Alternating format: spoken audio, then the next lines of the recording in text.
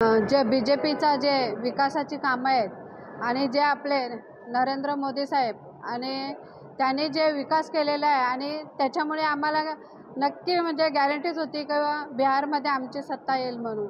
आणि आज जे आपण बघतोय की जेव्हापासून 2014 पासून जी विकासाला गती मिळालेली आहे आणि अशी जी गती महाराष्ट्रामध्येही आहे आणि महाराष्ट्रामधूनही आमची BJPची सरकार येईल असे निश्चित आहे।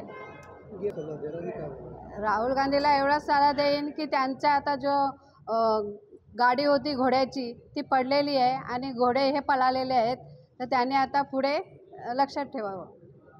नक्की BJP हा एक नंबरचा पक्ष आहे आणि एक नंबरच राहील हे नक्की आहे। नक्की कल्याण डोंबिवली असू दे, मुंबई असू दे, हे BJPचाच झेंडा तिथे फडकेल आणि BJPची सरकार येईल हे निश्चित आहे।